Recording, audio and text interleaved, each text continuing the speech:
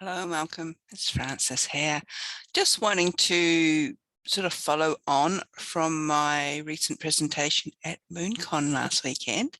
I hope you did catch it. If you did miss out on some of the recordings, which are interviews and also presentations from a whole collection of authors who are published through Moonbooks, you can find it on Moonbooks' own YouTube channel, and I will link that below. But my talk was on Sunday. It was on the Dark Goddess. Of course, it seems to be my thing. And unfortunately, I ran out of time.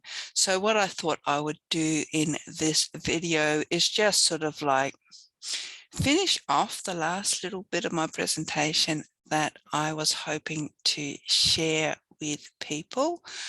So I will just start by sharing my screen. And again, if you watch the presentation, you'll be familiar with this first image. But I am just going to skip ahead. Maybe if I go into slideshow viewing, which is not going to let me do. So if in doubt, do it another way. And what I really wanted to just talk through was just sort of like finalizing the Dark Goddess. And she is, as I mentioned, a bit of a paradox and also, I wouldn't say confusing character, but there's so many different interpretations to her these days. And also so many different ways of working with her. As I indicated in my presentation, I come from probably a more religious aspect in that my craft is one of worship and reverence, believing in gods and goddesses, and the Dark Goddess is just one aspect, or sort of like the other side of the coin to the Great Mother, but she can also be seen as part of the Great Mother as well. And if you're looking at all the mythologies, in all honesty, they can all be both dark and light. It just comes down to our own human perception on things. And we humans do like to characterize and label and box things because that's how our minds work. So when you get something in particular like deity, which leaves a lot to be desired, sometimes they appear. I've had deities stomping through rituals. So I personally can't understand why people don't believe in deities, yet there can be people who maybe have had a bad experience in the past with having religion shoved down their throat, that they have a very negative association with a being or belief in the entity that's higher than, say, your own higher or conscious self. And so they may use deities or mythology in particular as archetypes, and whatever rocks your boat is fine. And also when it comes to the terms of God meaning masculine and goddess meaning feminine, I have seen and come across people who only believe that if you're a man, you can only work with a god, and if you're a woman, you can only work with a goddess. From my own personal perspective, I work with both. And I'm only focusing on the Dark Goddess in this presentation, and indeed in the book that I wrote for Moonbooks, largely because I find her energy, or the energy of the goddesses who appear in the myths that I associate as dark goddesses, I work with them in a specific way compared with the darker, shall we say, aspects of the divine masculine. I find the dark god, his energy, or the energy of these gods, more chthonic, more sort of raw and really deep, very earthy, which again could be the gods that I am drawn to working with. Again, I can't speak for everybody. This is just based on my own personal experience. I do find, I was going to say earlier, that like when you're looking at the myths in particular, any god or goddess could actually be perceived as dark, depending on what angle we're looking at them from.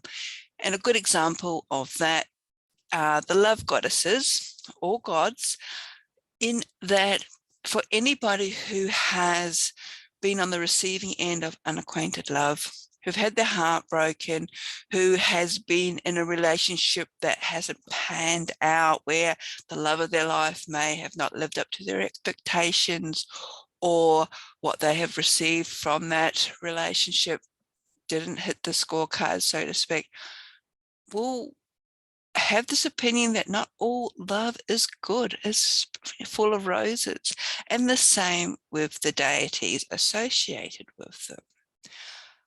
Other goddesses that we maybe perceive, especially when it comes to mother goddesses, that are very nurturing, in particular Demeter or Demeter, from the Greek story of Demeter and Persephone. Demeter was a grain goddess, and her role was basically to ensure that the harvest, in particular the wheat harvest or the grain harvest, were plentiful. So not only could the humans feed themselves, but also that there was enough offerings for the gods.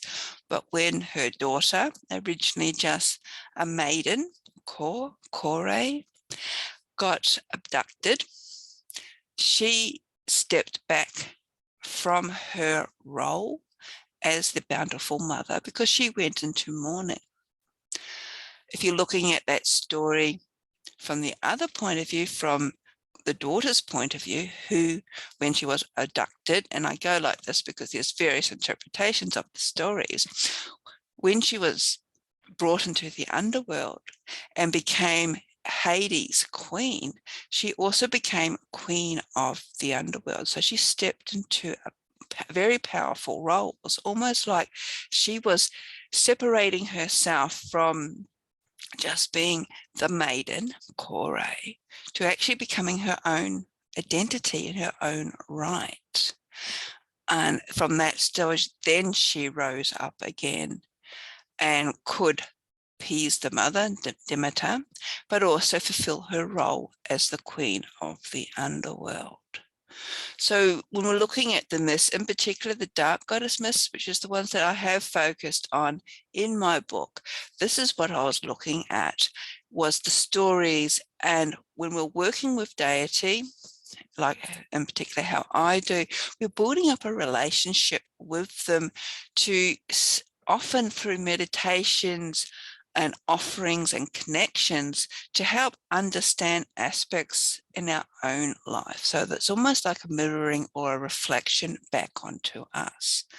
Some goddesses, and I did mention in this in my talk, in particular like Kali, Kalima, who I have a personal connection with. Maybe she has a connection with me. I haven't quite worked that one out. There's so many facets to her, if I can speak correctly, that it's very hard to sort of pigeonhole it, and you can't, because her story has so many twists and turns depending on what Hindu set you are reading, what interpretation of the story you're coming in at.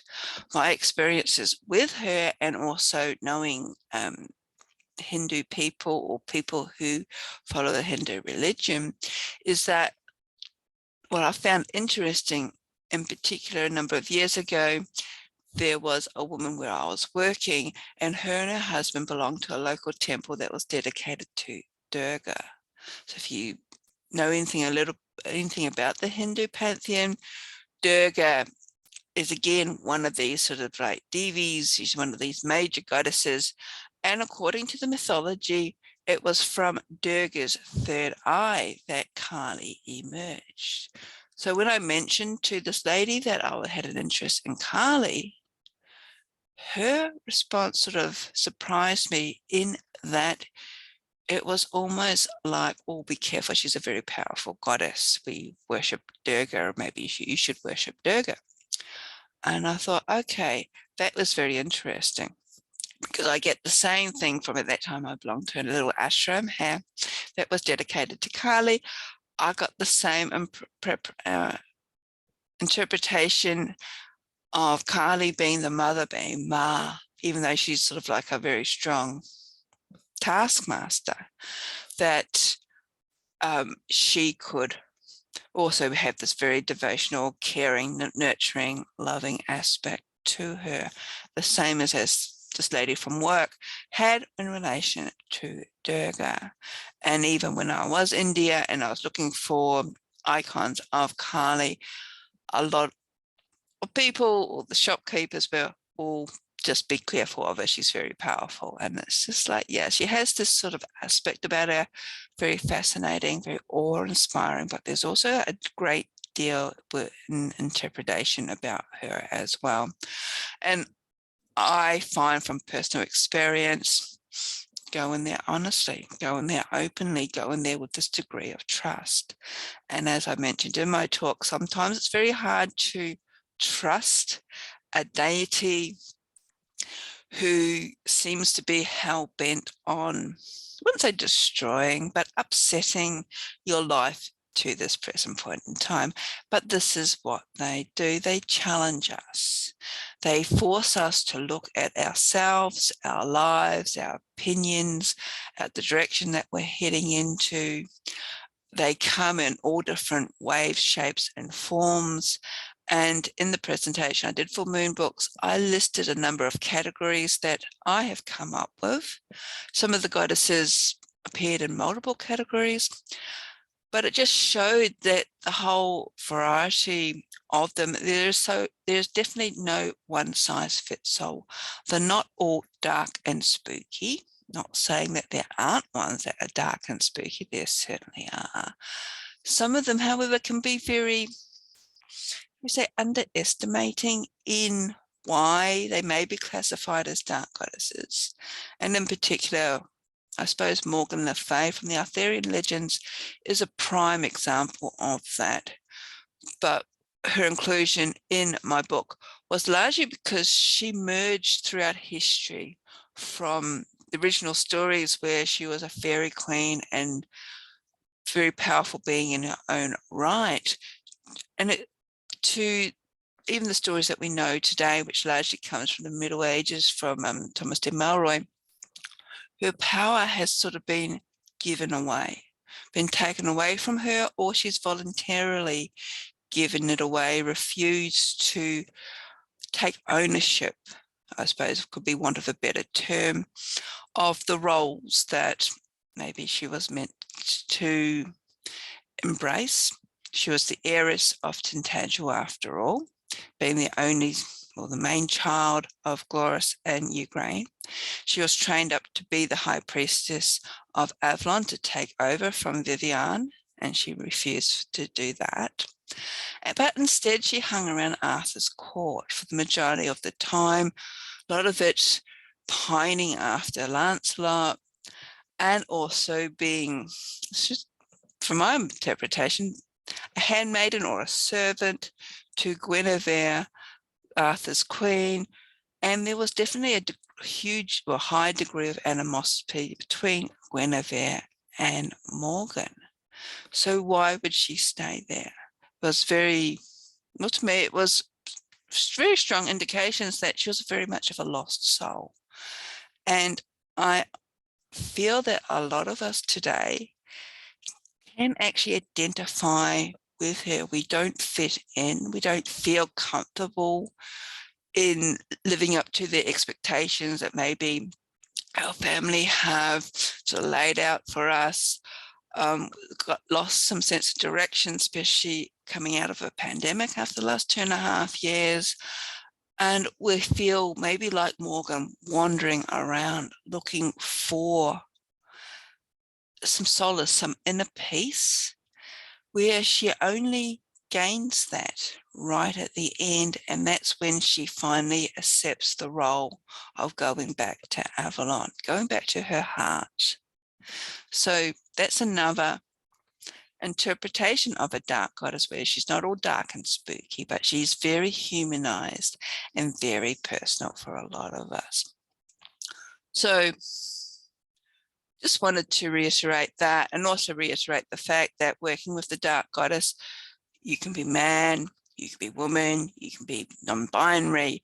The Dark Goddess doesn't care. She doesn't care about labels. Well, no deity cares about labels that we humans put on ourselves. She moves beyond, sorry, the cat's in here yelling at me. She moves beyond our human labels, our human limitations. And as I mentioned, she strips us back to the core, but she does that in a way to sort of like build us back up again. I did mention that I had this is just some of the links I have where you can find me. Just Google me, you'll find me on the socials. And I had two sadhanas or spiritual journeys coming up. One at the end of this month being Journey into Freedom with Kali. This is a 21-day sadhana or spiritual practice where every day you'll be receiving an email containing information about Kali. You'll start off with meditations that to get the most out of the sadhana, to repeat as often as you could, daily preferably. Set up altars, what symbolism associated with her, what offerings are appropriate to her, using her chants, using her mantras, her yantras, all the various myths and different ways of really connecting with her and what her symbolism can actually mean to us when we are looking at her. And as you can see in this image, and I know I've talked about her in the past, with her necklace of skulls and a skirt of hands and the blood dripping from the severed head, what all that actually means and how we can identify with that. So this sadhana is it is email and it's self-paced. The other one is a little bit longer, starting in October, so it will actually work over or carry through, because we're 40 days, about a month-long one, carry through into the sort of Samhain, Halloween, All Hallows Eve in the Northern Hemisphere, but it doesn't matter if you're Northern Hemisphere or Southern Hemisphere. It's that crossing of the void time, that time when the veils are at its thinnest as well.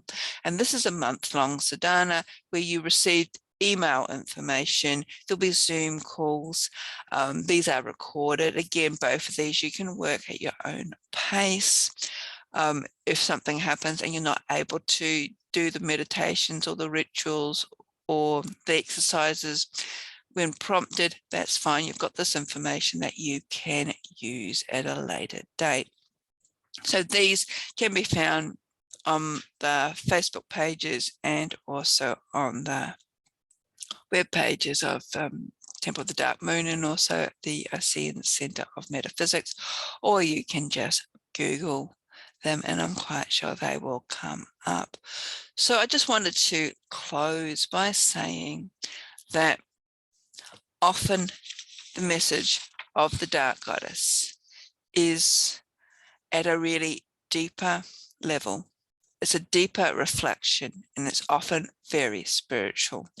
And sometimes it even goes beyond that. The Dark Goddess, to me at least, goes beyond labels and human conceptions. Working with her can be very messy. It can be cathartic. It can be painful. It can be nurturing. We all of these things all at once as our souls get a chance to release and release and release. And sometimes life appears to be turning out to be crap, basically. And we may even think that we are alone. And then, bang, there's another wave of release and release. But after a while, we learn to ebb and flow, because complete surrender does not make us immune, nor does it herald the end of our out of control journey on this roller coaster. It merely marks the beginning. Our ride with the Dark Goddess teaches us how to best guide the obstacles of life, because we're still human operating on a mundane plane with other humans. And life is messy. And as humans, we are involved with messy stuff. And the reason that it's so messy is that for the last 2000 plus years, we have been focusing on the light. We have been sort of desensitizing our stuff from the mess, which is just part of life. So the dark goddess often works at a really deeper level that takes longer, that we may not see the end result until 6 months, a year, as we look back in hindsight and reflection. But in that turn, we begin to learn to ride the waves instead of fighting against the changes. And I've viewed my own journey as becoming a cork, bobbing on the ocean of uncertainty. And sometimes the waves gently rock me along, gently sway. And sometimes there are whirlpools where I'm going round and round in circles. And sometimes there are storms with the waves are crashing down upon me. And I feel that I've lost all sense of direction. And it feels like my life is trickling through my fingers like sand. Yet like a cork, I rise to the surface and continually to bob along. And that is what I experience working with the dark goddess is all about. You may have a different experience, depending on your take, depending on what dark goddess comes through, depending on how you work with her energetically, archetypally, or deified. I do think, and that's just my personal opinion, that if you don't believe in deities, it's almost, I don't know, somewhat rude to expect her to come along and help you if you don't believe in her, but she does. And this is a sort of what happens within sort of Hindu mythology, or Hindu gods in particular, which I find really interesting, is that you don't have to be Hindu to chant their mantras and for them to come through and work with you. The dark goddess, or in fact any deity, will do that.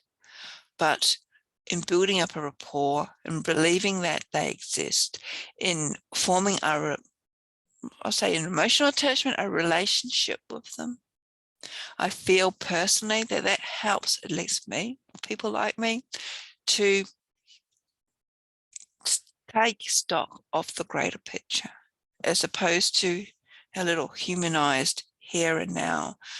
And I feel that a lot of people, not a lot of people, but some people who call upon dark goddesses when she gets pigeonholed, especially to only work with waning moons, to only work when it comes to negative or cursing or binding magics and things like that, you're pigeonholing her, and you're also basing her on your own limiting experience or interpretation of her.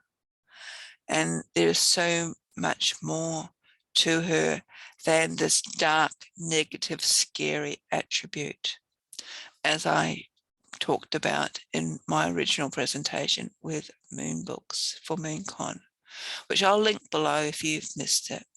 So I'm going to end now. That's before I get carried away and talk about lots of other things.